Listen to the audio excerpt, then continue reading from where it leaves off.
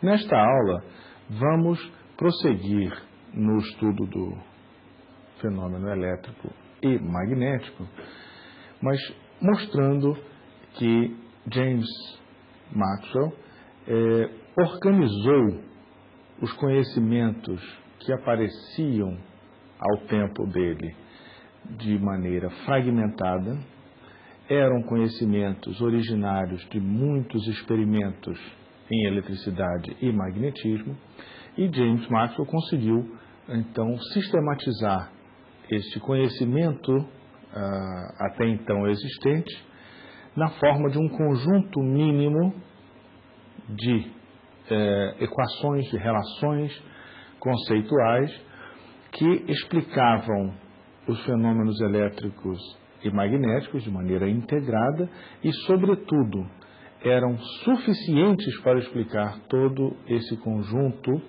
de fenômenos eletromagnéticos, e principalmente era um conjunto mínimo necessário e suficiente para o estudo dos fenômenos eletromagnéticos.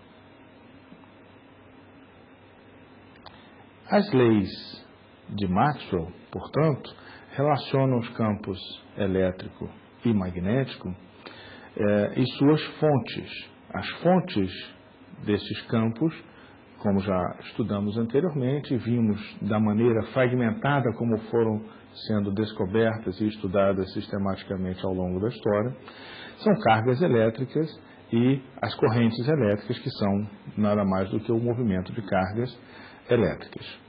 As leis de Maxwell sistematizam, então, todas as leis experimentais existentes e que haviam sido formuladas anteriormente, incluindo Coulomb, Gauss, Biot-Savart, Ampère e Faraday.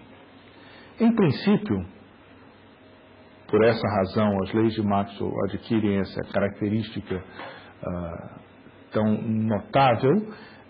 Todos os problemas referentes ao eletromagnetismo podem então ser resolvidos com o uso das equações de Maxwell. A combinação delas, inclusive, propiciou ao próprio Maxwell a observação de que haveria uma relação entre os campos elétricos e também entre os campos magnéticos com a formulação de uma onda, assim como estudamos no caso de ondas mecânicas. Diferentemente, no entanto, com propriedades muito específicas, as ondas eletromagnéticas, então, atendiam a uma equação da onda e observou-se posteriormente que essa era uma característica fundamental de que eram ondas de natureza transversal, ou seja, os campos elétrico e magnético oscilam na realidade em uma direção e a onda se propaga em outra. Ou seja, além desta observação formulada pela via teórica por Maxwell, de que então haveria a onda eletromagnética, ele, mais do que isso, ainda formulou a noção de que a luz seria também uma onda eletromagnética, no que ele estava correto, e a partir das equações que ele sistematizou, obteve inclusive a velocidade da luz no vácuo, como sendo uma relação essencialmente entre a permeabilidade e a permissividade no vácuo, que eram parâmetros já discutidos nas leis experimentais anteriores à sua formulação, à sua sistematização nas leis de Maxwell. As ondas eletromagnéticas, são efetivamente produzidas por cargas aceleradas, como é o caso em uma antena de transmissão, por exemplo, de sinais de rádio ou de televisão, e foram pela primeira vez produzidas no final do século XIX por Heinrich Hertz, e A velocidade da luz, então, observada e medida e que serve como uma constante fundamental da natureza, é obtida na forma como descrita, ou seja, L é o inverso da raiz quadrada da permissividade e da permeabilidade do meio. Ou seja, a velocidade da luz se expressa dessa forma como aparece nessa fórmula. Observe, então, que a composição dos parâmetros que serviram a Maxwell para determinar a velocidade da luz é exatamente oriunda dos resultados experimentais de Coulomb, por exemplo. Então, os resultados referentes à força elétrica e à determinação da lei referente à produção de campo magnético de Biot-Savart. Ou seja, a partir desses parâmetros experimentais que lhe eram disponíveis, ele então produz uma constante que é fundamental na descrição dos fenômenos da física.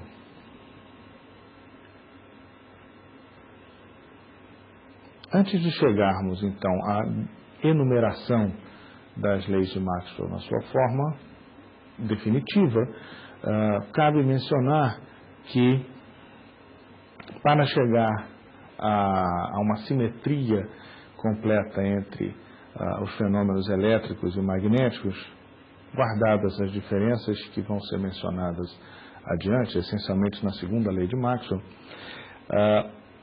ele precisou, antes de enxergar esta vertente, Maxwell observou que a lei de Ampère se referia unicamente, na sua formulação experimental original, se referia unicamente ao caso de correntes elétricas contínuas.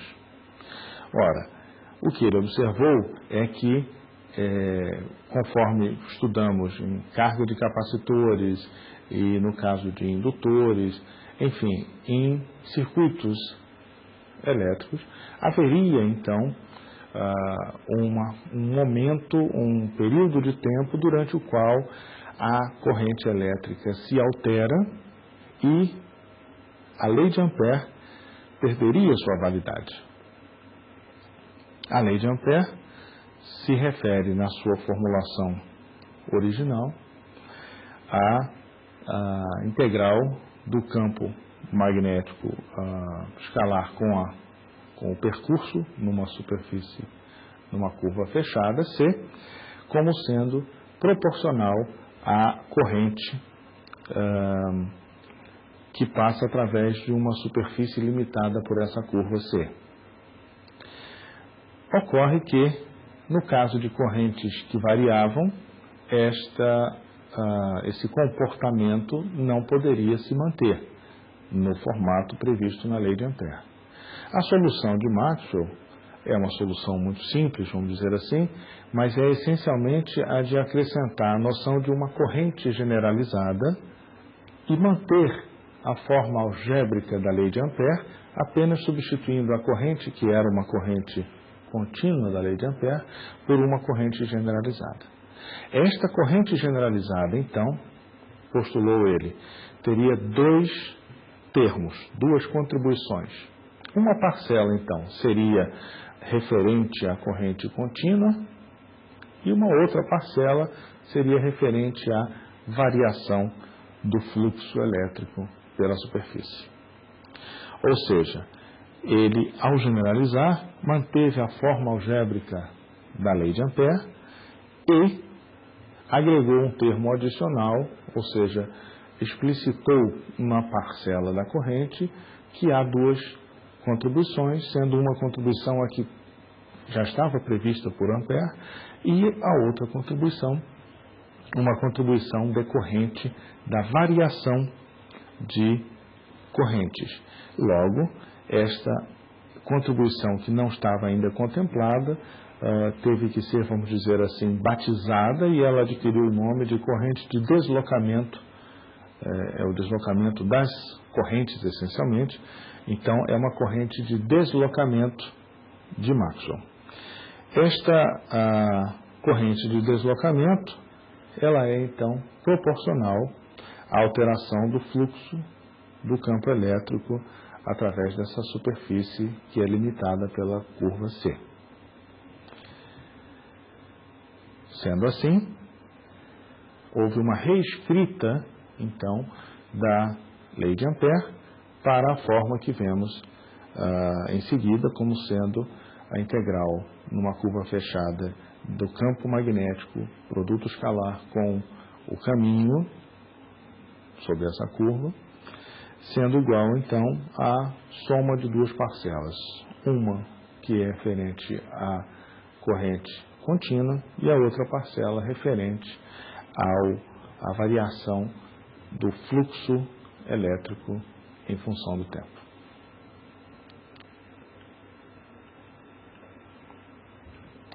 Estamos, então, neste momento, em condições de enunciar as leis de Maxwell na forma como ele sistematizou e que se evidenciaram, então, a maneira mais adequada, vamos dizer assim, de postular, enumerar as equações fundamentais do eletromagnetismo de uma forma que permite toda a dedução dos fenômenos eletromagnéticos a partir dessas quatro expressões. A primeira delas é a anteriormente estudada a lei de Gauss, que nos diz, então, que o fluxo do campo elétrico, através de qualquer curva fechada, é proporcional à carga líquida que existe dentro dessa superfície. Como decorrência da lei de Gauss, tem outros efeitos. Por exemplo, decorre daí que o campo elétrico obrigatoriamente varia de forma inversa com o quadrado da distância de uma carga pontual. Ademais, esta formulação descreve também, acessoriamente, como as linhas de campo divergem de uma carga positiva e, analogamente, como elas convergem para uma carga negativa, pontual.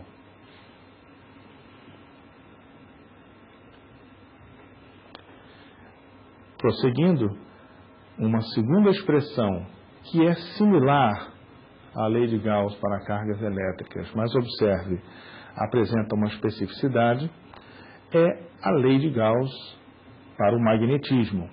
Esta lei prescreveria, então, que o fluxo do vetor campo magnético através de qualquer superfície fechada é nulo. Ou seja, as linhas de campo nem convergem, nem divergem para um ponto. Ora, isto está relacionado diretamente com a inexistência de polos magnéticos isolados. Ou seja, um monopolo magnético, que seria o análogo da carga elétrica pontual, não existe.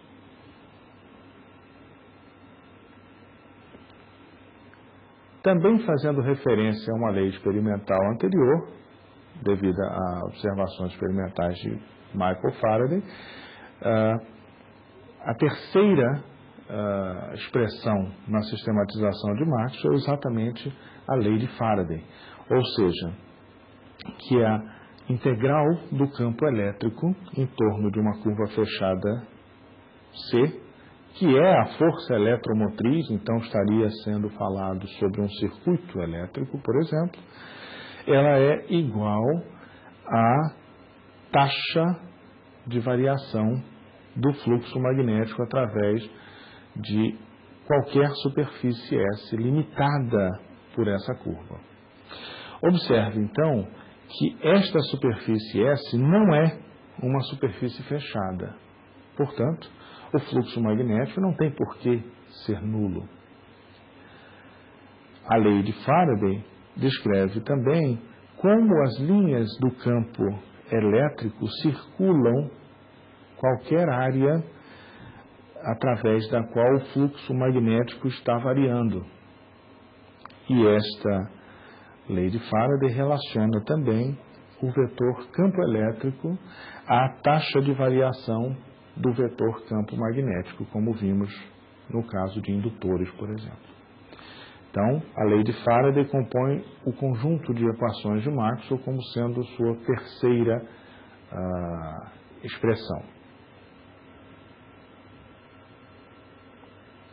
Finalmente, a lei de Ampère, revisitada, ou seja, revista e corrigida pelo próprio Maxwell, aparece como sendo a quarta e última das expressões para a sistematização do eletromagnetismo.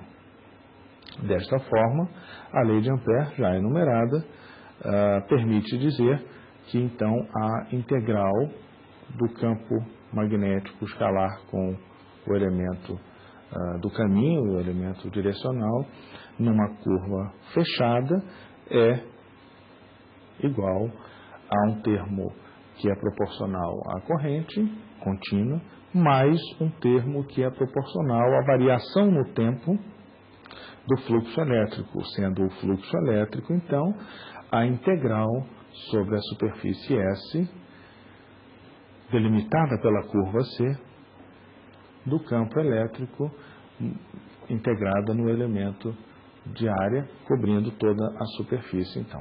Então, esta é a quarta e última das equações de Maxwell e que já incorpora, então, o aperfeiçoamento da lei de Ampère que ele próprio introduziu.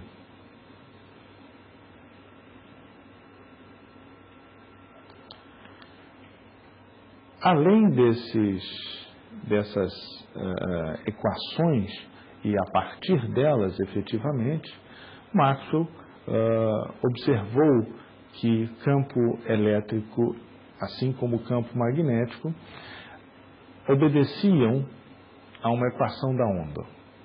Desta forma, ele procurou identificar essas propriedades desta onda que seria produzida pelo atendimento do campo elétrico e do campo magnético ao algebrismo, vamos dizer assim, de uma equação de onda.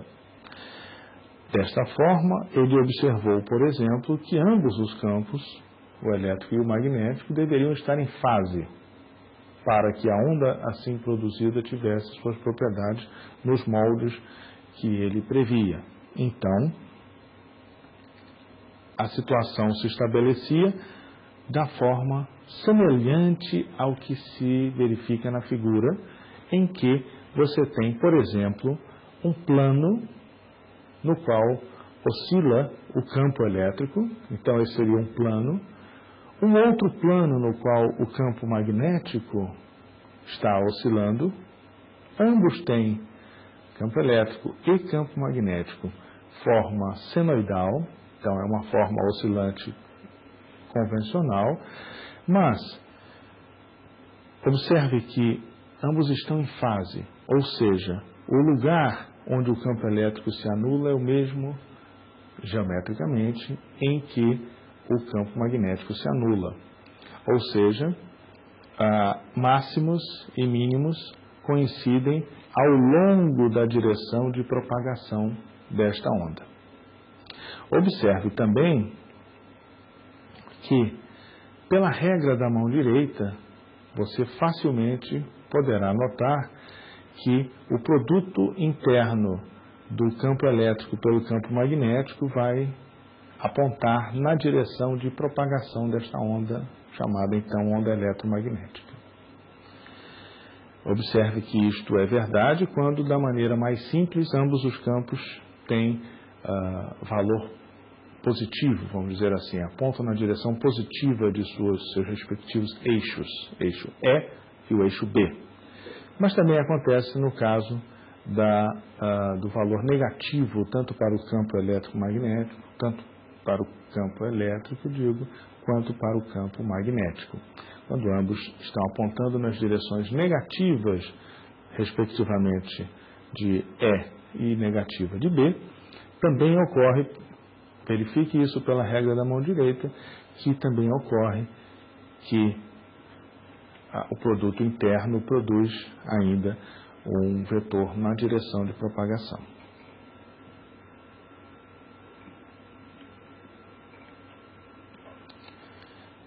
Os vários tipos de radiação vão diferir, então, se a velocidade com que essas radiações sempre se propagam é a mesma, e é a velocidade que convencionamos chamar de velocidade da luz, então, evidentemente, que o que tem que diferenciar uma radiação de outra, essencialmente, é a frequência e que está atrelada ao seu comprimento de onda. Uma vez que continua sendo verdade aquela expressão que estudamos anteriormente de que a velocidade de propagação da onda é igual ao produto da frequência pelo comprimento de onda.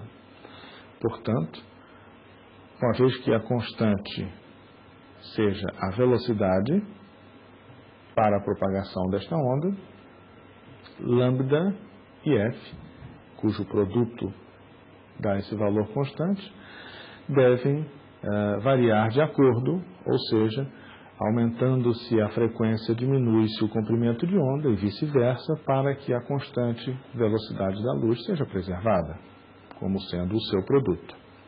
Observe, por exemplo, à guisa de curiosidade, que você tem ondas de rádio, por exemplo, na faixa de vários metros. Efetivamente, centenas de metros, você pode ter ondas de rádio produzidas dessa forma. A conveniência ou não do uso de ondas de comprimento de onda maior ou menor, ela é em grande parte função do espalhamento que essas ondas vão sofrer ao longo da sua trajetória. Portanto, a onda de rádio, por exemplo, na faixa de AM, você teria então o comprimento de onda na faixa de dezenas de metros. E, evidentemente, o correspondente à faixa de 1.000.000 de hertz, 10 elevado a sexta hertz, para essa onda. Quando você vai alterando a frequência de emissão desta radiação, você vai passando por todas as faixas do espectro eletromagnético. Dentro do espectro eletromagnético, uma pequena faixa deste espectro corresponde ao que nós chamamos de espectro da luz visível. Então, uma pequena faixa de valores, desses valores possíveis, que se situa entre o infravermelho e o ultravioleta, é então a faixa de valores de frequência e comprimentos de onda que os seres humanos podem ver. Evidentemente, o infravermelho na faixa de 10 elevado a 13 Hz, ele é ainda invisível, mas um pouco maior a frequência permite que você enxergue a cor, primeira cor do espectro, que é então a cor vermelha. Da mesma forma, você vai então progredindo com o aumento da frequência. Nessa faixa da luz visível, um aumento pequeno de frequência propicia então a mudança de cores que nós observamos, passando então do vermelho para o laranja, para o amarelo, para o verde, o azul, o anil, e posteriormente então você sai da faixa da radiação visível para os seres humanos e passa então, depois do violeta, você vai então passar a uma faixa de frequências que não nos é possível enxergar mais e que é o ultravioleta. Então, cada frequência, cada faixa de frequências tem suas propriedades e, na realidade, os efeitos são diferenciados de cada frequência com a matéria e, portanto, o uso dessas frequências, das radiações com várias frequências, é muito diversificado e atende a objetivos muito variados, como, por exemplo, veremos a seguir com o caso de uma radiação cuja frequência é em torno de 10 elevado a 11 e que tem comprimento de onda na faixa de milímetro, por exemplo. sendo então uma radiação conhecida como micro-ondas. Tem uma ampla gama de aplicação, inclusive de transmissão de sinais para telecomunicações, mas também tem uma aplicação muito comum e familiar a todos, certamente, que é a do aquecedor baseado em micro-ondas. Efetivamente, a micro-ondas, os comprimentos de ondas de alguns milímetros ou poucos centímetros são semelhantes aos das frequências dos modos vibracionais das moléculas de água. Ou seja, como as moléculas de água estão presentes em sólidos e líquidos e a micro-ondas seria capaz de provocar um estímulo por ter comprimento de onda próximo a esse modo vibracional, a essa oscilação que é possível acontecer, como vimos no caso da ressonância, quer dizer, um estímulo de frequência compatível com a frequência natural do sistema provoca uma oscilação amplificada, ou seja, uma absorção daquela oscilação induzida externamente. Então, essas moléculas vão, então, absorver parte dessa energia vinda da micro-ondas e, ao absorverem esta energia, vão transmitir esta energia através do mecanismo de estímulo térmico, ou seja, a dinâmica que já estudamos, também no caso de gases, mas o aquecimento provocando a oscilação do sistema como um todo e a transmissão desta agitação térmica das moléculas às moléculas vizinhas, isto então propiciando a difusão, a passagem para as regiões vizinhas daquela energia que é absorvida pelas moléculas de água presentes no sistema. Por essa razão, você vai observar então o aquecimento resultante, por exemplo, nos alimentos, em decorrência do que seria então o aquecimento induzido nas moléculas de água, especificamente, e transmitido às outras moléculas pela agitação molecular decorrente da vizinhança. As ondas eletromagnéticas podem ser produzidas por meio de vários mecanismos. Tipicamente, ou seja, os mais comumente discutidos são exatamente a aceleração de cargas livres, aceleração significando que há também uma chamada radiação de frenagem de elétrons, que é chamada em Bremsstrahlung, com um espectro característico, ou então também quando acontece de elétrons ligados a átomos e moléculas mudarem de um estado energético, por exemplo, orbitando em torno de um átomo, um elétron eventualmente mude de estado energético. Então, ao mudar de estado energético, passando a uma situação de energia mais baixa, a parte da energia que fica liberada, ela é liberada na forma de uma radiação eletromagnética. No caso de ondas de rádio, por exemplo, as ondas eletromagnéticas em questão são produzidas pela aceleração de cargas, ou seja, correntes macroscópicas que se deslocam, são geradas em antenas, que sendo então a frequência das ondas emitidas igual à de oscilação dessas cargas nas antenas. O calor é também emitido, radiado por cargas, por elementos térmicos, termicamente então excitados, que vão então reduzindo a sua modo de vibração, vamos dizer assim, térmica, ou de excitação, para modos mais baixos de excitação, e liberando então energia eletromagnética num conjunto de frequências que é denominado de radiação do corpo negro.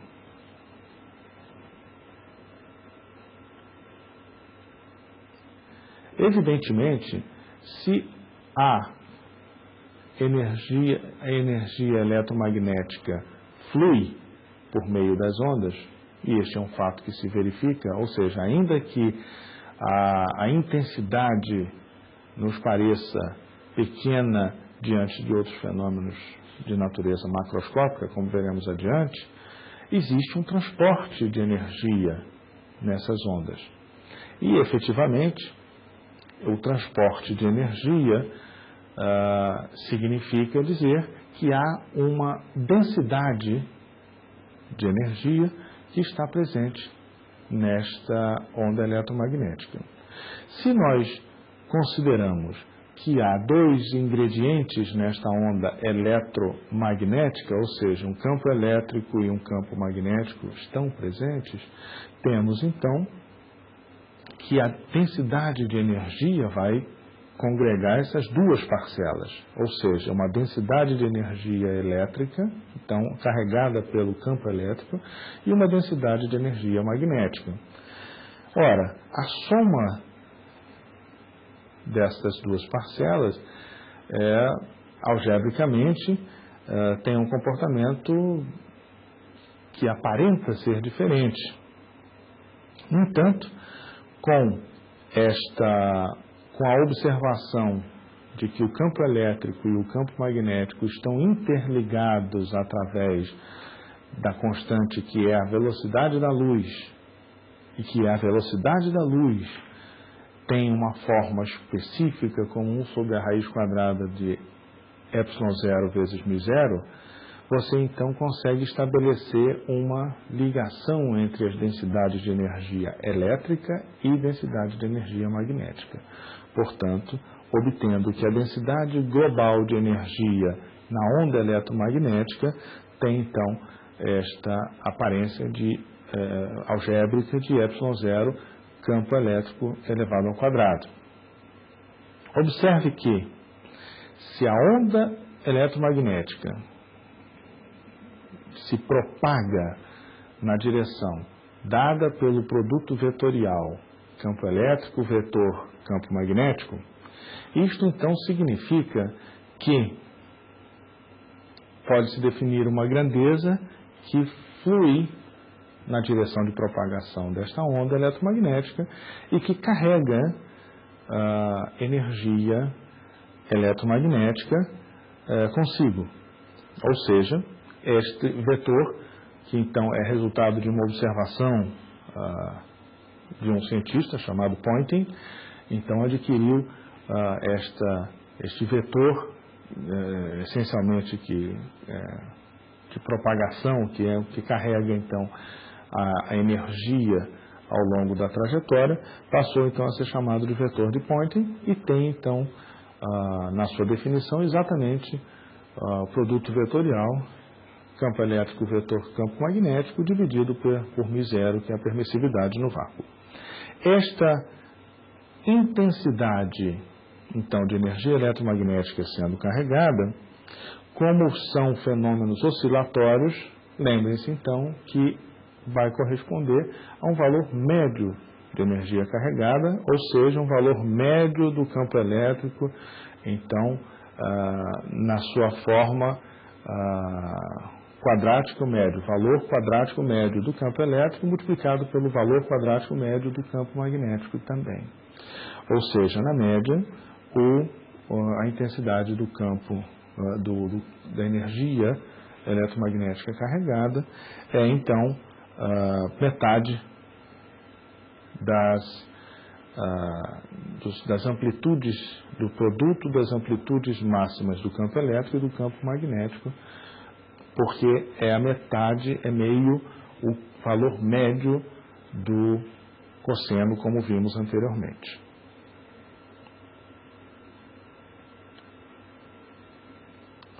Uma onda eletromagnética também transporta quantidade de movimento.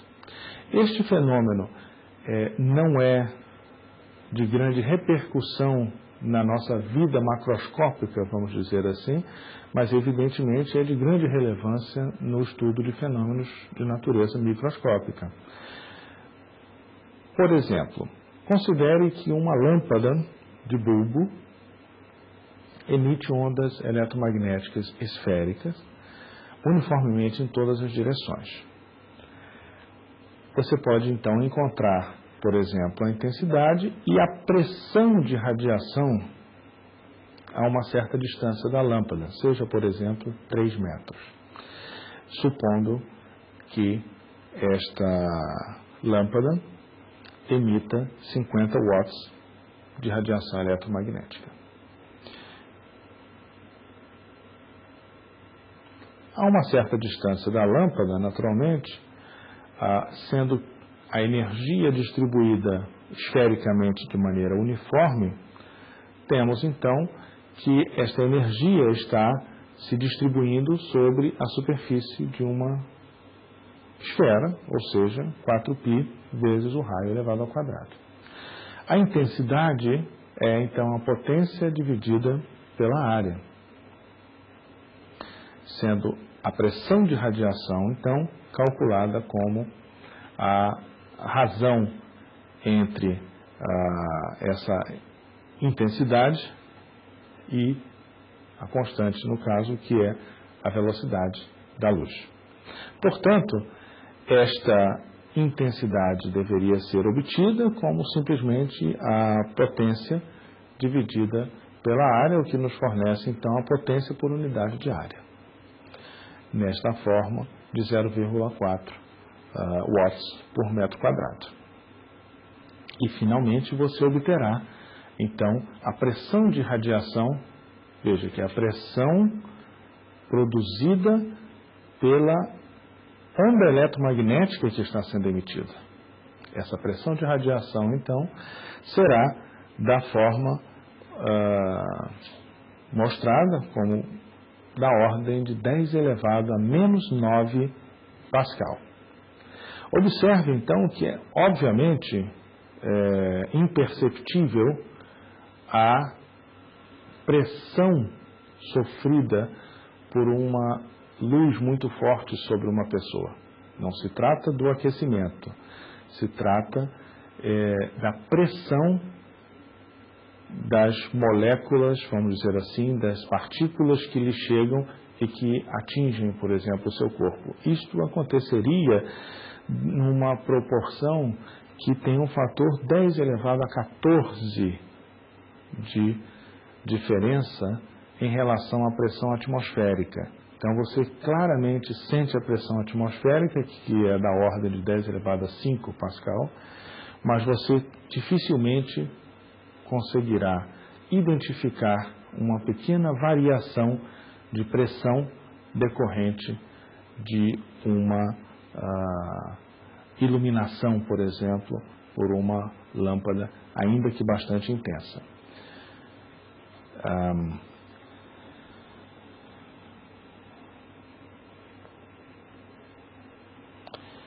A equação da onda, que é uma decorrência, então, das equações de Maxwell, como vimos, ela tem uma expressão habitual, ou seja, a derivada segunda, referente ao campo elétrico em relação à posição, vai ser igual a 1 sobre a velocidade ao quadrado, velocidade essa que é a velocidade da luz, vezes a derivada segunda do campo elétrico em relação ao tempo.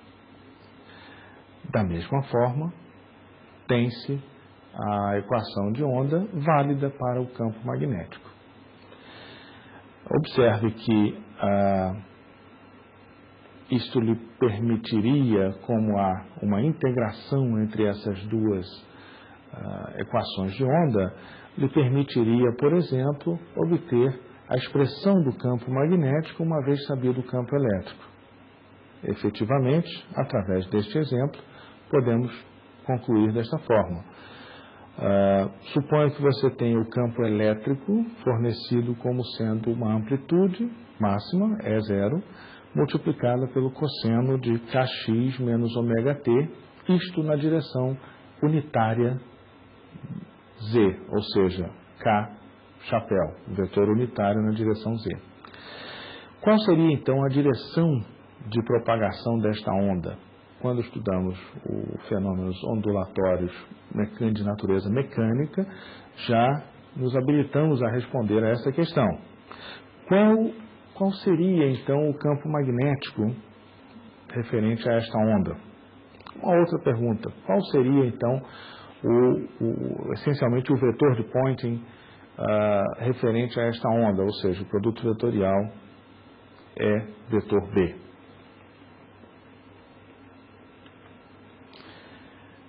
O argumento da própria função oscilatória, ou seja, função seno ou cosseno, já nos propicia a obtenção desta informação. Para onde caminha esta onda?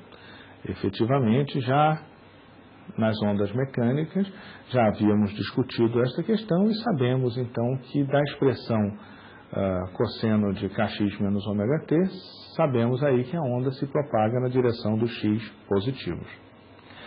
Ou seja, na direção I. Ademais, como o campo elétrico e o campo magnético estão em fase, podemos imediatamente escrever a forma do campo magnético como sendo também oscilatória do mesmo tipo, ou seja, um cosseno também com o mesmo argumento, kx menos ωt. Só que a direção do campo B tem que ser tal que o produto vetorial forneça a direção correta de propagação. Sabemos que a direção correta de propagação é no sentido do x crescente. Portanto, identificamos imediatamente que o campo magnético tem que ser na direção do valor negativo de y, ou seja, na direção de menos j, unitário na direção y. Ou seja, finalmente, o valor do produto vetorial, que é essencialmente o vetor de Poynting multiplicado pela permissividade do vácuo, vai ter esta aparência como o produto das amplitudes máximas, E0 e B0, multiplicado pelo cosseno ao quadrado, uma vez que ambas as ondas têm o comportamento oscilatório similar e ainda na direção do produto vetorial de K por J e, consequentemente, a direção de propagação prevista já no item A, ou seja, na direção dos x crescentes.